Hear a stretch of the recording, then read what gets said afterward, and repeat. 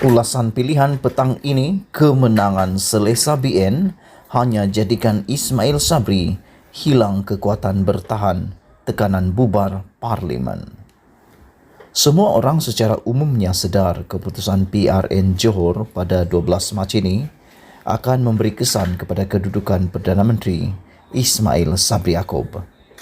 Berselindung di sebalik inginkan kestabilan, kemenangan BN lebih-lebih lagi jika menang dengan majoriti 2/3, ia adalah alasan paling ampuh untuk UMNO menekan Ismail Sabri bagi mempercepatkan PRU 15. Bersandarkan bahawa kemenangan di Johor adalah petanda sokongan rakyat, semakin jelas sudah kembali kepada BN dan dengan itu, tarik PRU 15 kononnya tidak harus ditangguh-tangguh lagi.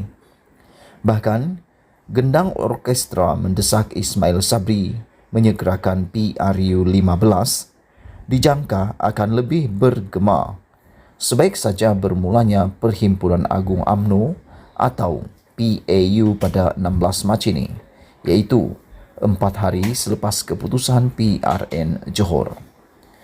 Apabila BN menang bergaya, Ismail Sabri yang hanya merupakan naib Presiden UMNO akan berdepan kesukaran untuk tidak akur kepada desakan melalui PAU itu yang kita tentunya tahu bahawa Presiden UMNO, Timbalan Presiden UMNO dan bekas Presiden UMNO adalah penggerak kuat di belakangnya.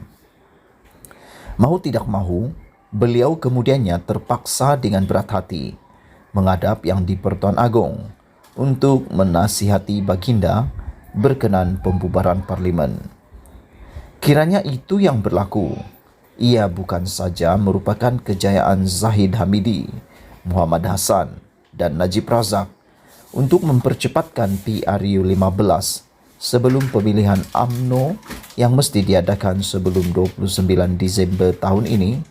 Bahkan, ia juga adalah kejayaan menamatkan karier Ismail Sabri sendiri sebagai Perdana Menteri.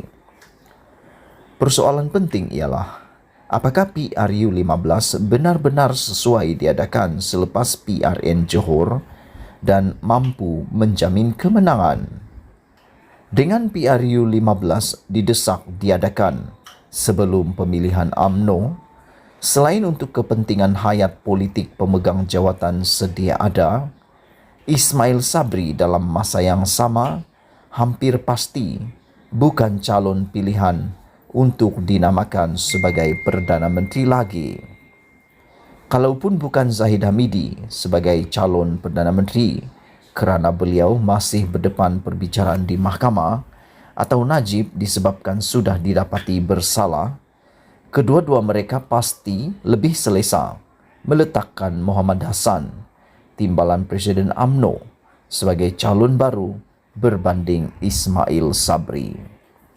Begitupun, oleh kerana PRU 15 diadakan sebelum pemilihan UMNO, Zahid Hamidi selaku Presiden dan Najib sebagai bekas Perdana Menteri yang sentiasa memperlihatkan pengaruhnya dalam parti akan berperanan besar menentukan senarai calon-calon untuk bertanding sebagai ahli parlimen dalam PRU 15 nanti. Bermakna, jikapun Muhammad Hassan berjaya menjadi Perdana Menteri, tempohnya tidak mungkin lama dan selepas itu, gandingan Najib dan Zahid Hamidi sudah tentu selepas semua kes mahkamah mereka selesai akan kembali semula memimpin negara. Lalu, bagaimana Ismail Sabri boleh diselamatkan kedudukannya? Harus difahami, menyelamatkan kedudukan Ismail Sabri agar terus menjadi Perdana Menteri atau terlepas daripada desakan untuk membubarkan Parlimen bukan bererti untuk menyelamatkan jawatan bagi kepentingan peribadinya, tetapi lebih untuk masa depan UMNO dan memastikan proses peremajaan dalam kepimpinan parti serta kerajaan berjalan dengan seiring. Apabila Ismail Sabri yang berusia 62 tahun menjadi Perdana Menteri, kalaupun beliau mahu digantikan, ia mestilah dengan meletakkan pemimpin yang lebih muda daripadanya.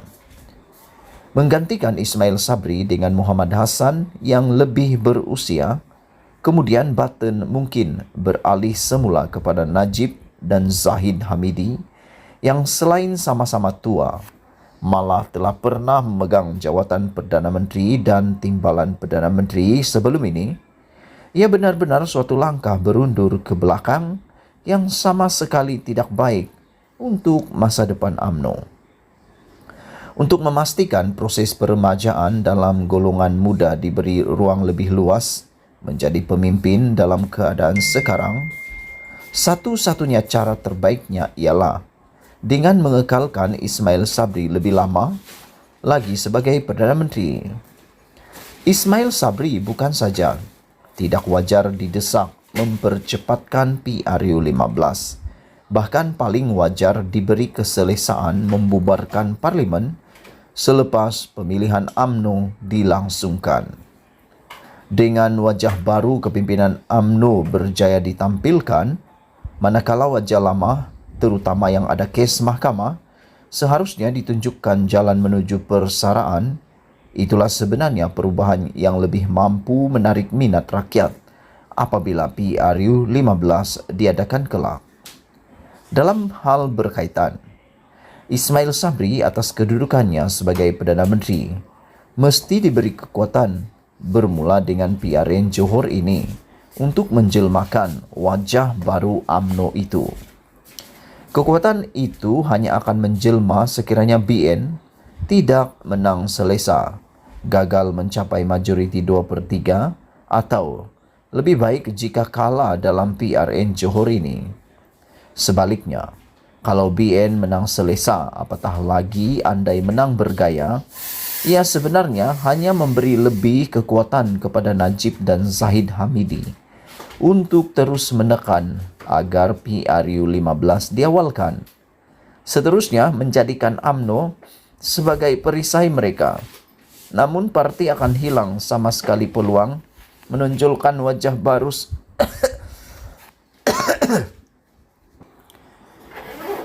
Kekuatan itu hanya akan menjelma sekiranya BN tidak menang selesa, gagal mencapai majoriti 2/3 atau lebih baik jika kalah dalam PRN Johor ini. Sebaliknya, kalau BN menang selesa, apatah lagi andai menang bergaya, ia sebenarnya hanya memberi lebih kekuatan kepada Najib dan Zahid Hamidi untuk terus menekan agar PRU 15 diawalkan. Seterusnya menjadikan UMNO sebagai perisai mereka. Namun parti akan hilang sama sekali peluang menonjolkan wajah baru, segar dan muda kepada rakyat jelata. UMNO adalah parti yang sudah tua, tetapi kemudaannya boleh dijelmakan melalui keupayaan, menampilkan wajah-wajah baru dalam barisan kepimpinannya sebelum berdepan pilihan raya. Ditulis oleh Sahbudin Husin, dipetik daripada sahbudin.com. Sekian isu hangat petang ini. Jangan lupa tinggalkan komen Anda. Setiap daripada komen Anda amatlah dihargai. Malaysia kita punya, kita jaga sama-sama, cintai Malaysiaku. Kita jumpa lagi. Bye-bye.